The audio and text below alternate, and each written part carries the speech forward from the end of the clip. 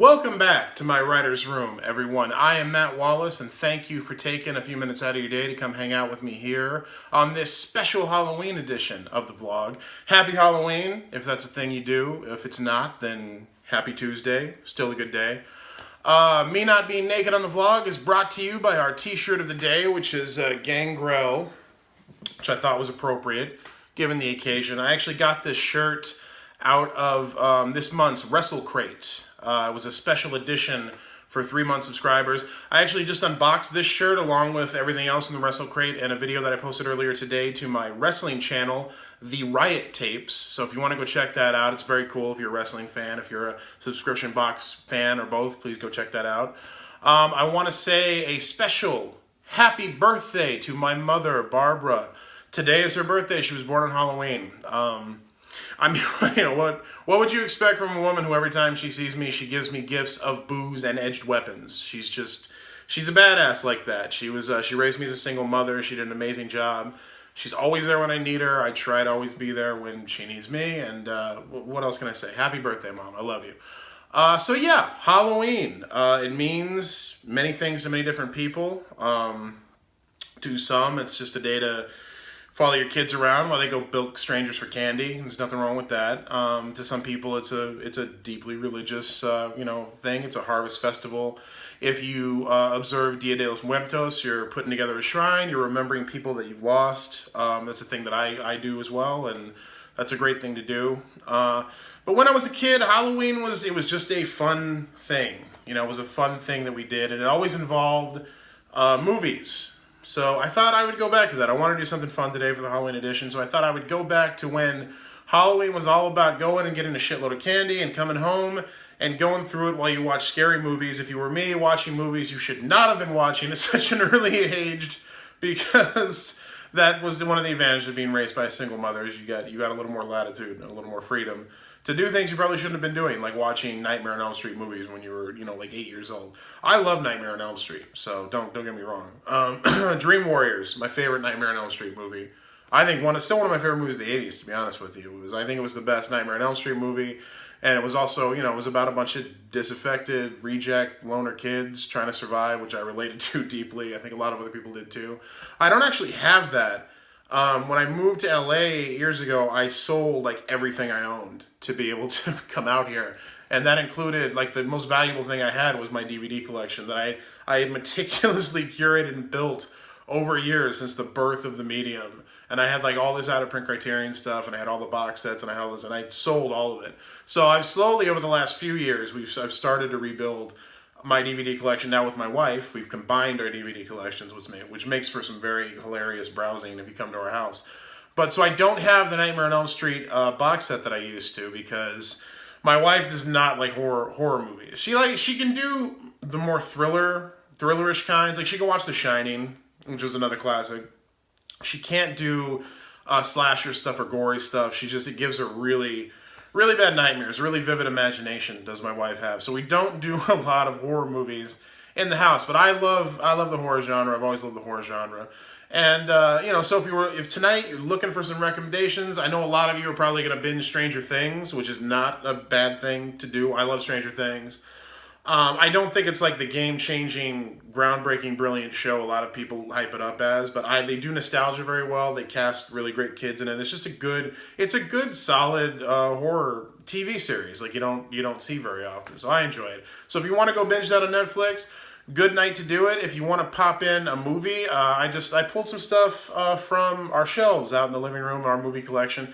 Just thought I'd share it with you. And I try to do a little bit for all tastes and all requirements. Like if you're like my wife, you're not into the really hardcore, Texas Chainsaw Massacre, gory, messed up stuff. You want to do like a little more levity mixed with your horror. We've always got stuff like Zombieland and Army of Darkness, two of my favorites, lighter, more campy horror kind of movies, if that's what you're into. If you're looking to do TV and you've already been Stranger Things and you wished you hadn't, so you had it for today, there's always the classics. Like we've got, if you just saw the remake, or not really remake, but if you just saw the new adaptation of it, I still recommend the original miniseries with Tim Curry, because Tim Curry is brilliant in this thing. A lot of the effects, like the special effects, have not aged well. I think the rest of it has. I'm still a huge fan. So if you want to do that, that's a good one to do. There's always the classic HBO Tales from the Crypt. I was a huge fan of that when I was a kid. Still holds up. And also, it can go from really scary and gory and creepy to the campy side and that EC Comics, tradition. So that's still good to do. If you want something a little more heavier and serious than TV genre, Penny Dreadful. They went off the rails in the end of the third season, I freely admit. But when this show was on, I thought it was one of the best written and best acted series on television. Eva Green, Rory Kinnear, just brilliant spellbinding performances in this thing. And not perfect. It's like everything. There's some problematic stuff, so stuff that wasn't great. Went off the rails in the third season. When it was good, though, it was absolutely brilliant. I mean that literally. So that's some TV for you there. Let's say you have kids. You have young kids. You don't want to do what my family did, which is just plop us in front of the Jason movie at 7 and let us be mildly traumatized by it. If you have kids, I totally recommend the new Ghostbusters. I think that's a great Halloween movie to show kids, and great cast. Worth watching for me for Kate McKinnon alone, who's a modern day Steve McQueen. Also, if you've never gotten hip to it, because this is kind of a classic now, Ernest Scared Stupid. Not a great title, but a great Halloween kids movie. Jim Varney, comedic genius in my opinion. I was a huge Ernest fan when I was a kid, and I still am. I rewatch the stuff often. I love the TV show. I love all the movies. Jim Varney was just a really awesome dude, really funny guy. I was really sad when he passed away early on, but Ernest still lives. And if you've never seen Ernest Scared Stupid, the Halloween movie he did, great one for kids. I think Eartha Kitt, really fantastic performance. And we also have Return to Oz, and this is a really happy DVD cover, but this is a messed up movie. But it's messed up in a way that's appropriate for kids, like a lot of the Oz books were.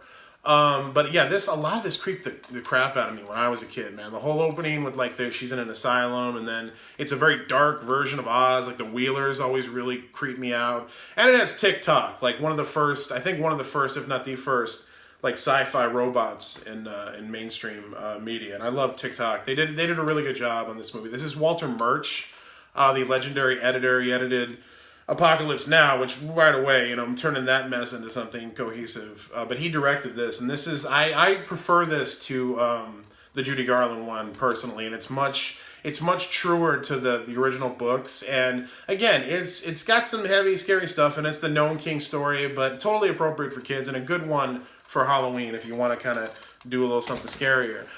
Stepping it back up to the adult genre, if you're down to marathon something tonight.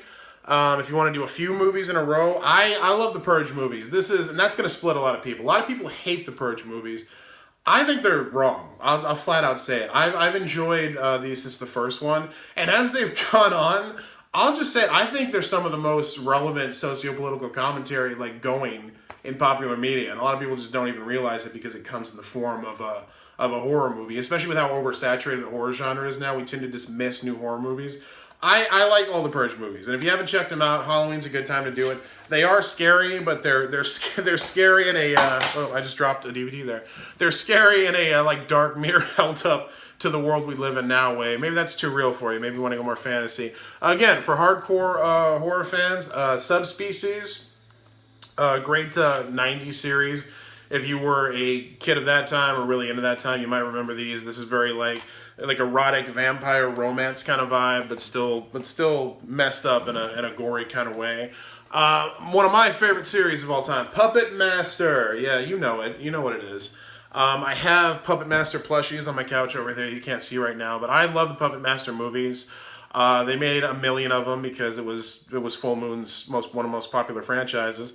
They're not like good. I'm gonna say that good. They're not all. Some are better than others. It's hit and miss. Some of them are really cheesy, but they all have the puppets in them, and that's all. That's all you're there to see. You're there to see the killer puppets, who actually are the heroes of the series, which I thought was one of the thing. Here's the thing. I can put up with a really crappy B movie as long as there's something in it, like an idea or a concept that I really like and really attach to, I can forgive a lot. And you do have to forgive a lot in a series like the Puppet Master movies. But I love that from the first one on, the puppets aren't, it's just not about killer sadistic toys. The puppets are actually good puppets. They were created to fight Nazis, for God's sakes. But they're under the control of an evil force. And they realize that at the end of the movie, and the first movie, and they rise up against it. Spoiler alert. But yeah, I love the Puppet Master movies. So that's a great marathon one. If you want to do the Jasons, you want to do the Halloweens, you want to do the Nightmare on Elm Streets, not a bad thing as long as you place them in the appropriate context of their time. But yeah, so those are some recommendations for tonight. I hope everybody is going to be safe out there in the world that we live in. Sadly, it's something that needs to be said. Have a fun, happy, safe Halloween. Have a reflective, fun Dia de los Muertos, if that's what you do. Have a great Harvest Festival, whatever it is. Just be safe and try to squeeze some joy out of the occasion. I am Matt Wallace. I will be back at you tomorrow with another regular edition of the vlog. I say regular. I'm in the same place doing the same thing. I'm just calling it a special edition. But yeah, I'll be back tomorrow at you. Please like, share, subscribe, leave a comment. Let me know what you thought of the video, what you're thinking of the vlog. If there's a question you want to ask or a topic you'd like me to talk about, I do take requests, so feel free. And yeah, I'm Matt Wallace here in my writer's room, and I'll see you tomorrow. Happy Halloween, everybody.